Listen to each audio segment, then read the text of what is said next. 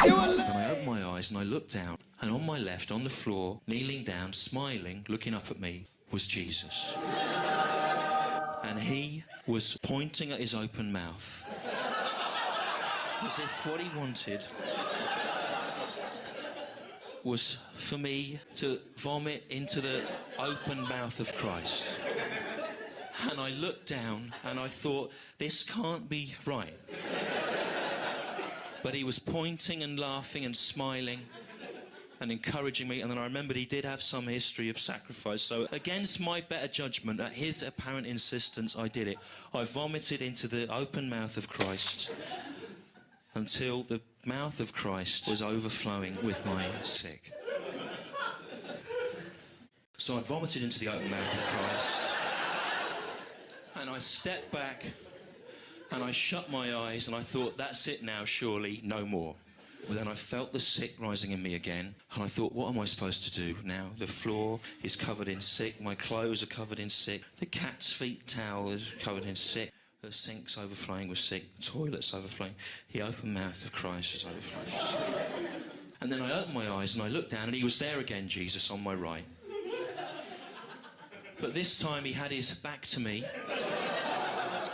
and he was doing a kind of handstand by the sink, and his raiment had slipped down. It looked like a kind of third-length floral print hospital gown. And he had his right hand on the floor to balance him upside down. And with his left hand, he was using the fingers to kind of splay open his anus, as if what he wanted was for me to vomit into the gaping anus of Christ. And don't imagine, Cardiff, that I come here and talk about this lightly. Okay? I thought that I asked around. I know it's a bit much, but I asked around.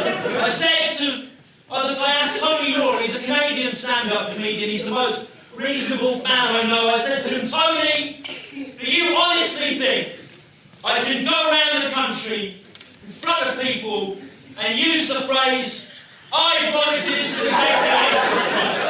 He said, well, possibly if it's in context. But he said, you won't be able to use it as the title of a live video.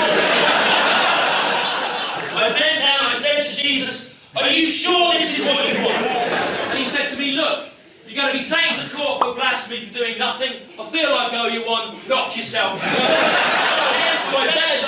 I vomited into the gaping anus of Christ. The anus of Christ was overflowing. Then I remembered, lads, you know when you're doing a wee in the toilet, right, and there's a bit of poo on the back of the bowl, and you think, ooh, I'll hose that off. So what I did was I got my penis out as respectfully and tenderly and accurately as I could. And I urinated into the gaping anus of Christ, so that all the vomit there kind of foamed up and went on the floor, leaving just enough room for me to vomit for one second and final time into the gaping anus of Christ, which I then did. And then my mum came in. She looked at the sick on the floor. She looked at the sick all down my clothes. She looked at the cat's feet towel, the gaping anus of Christ, overflowing with my sick. And she said to me, have you been sick? Into the gaping anus of Christ. And I said, no, this was like this when I got here. The cat must have done it. And she said, the cat's in the garden and his feet are wet. And I'd like to know what you propose to do about that, given the current state of the cat's feet towel.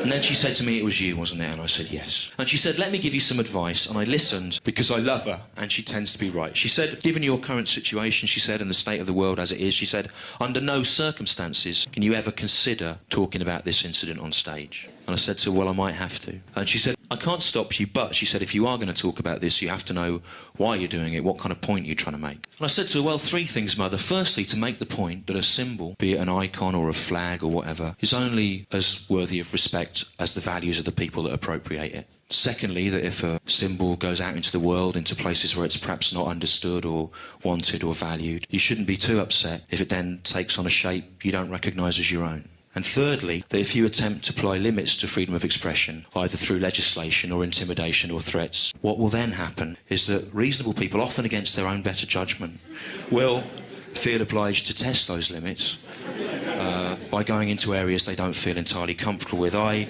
personally haven't enjoyed the last half hour at all. I do it only to safeguard your liberty.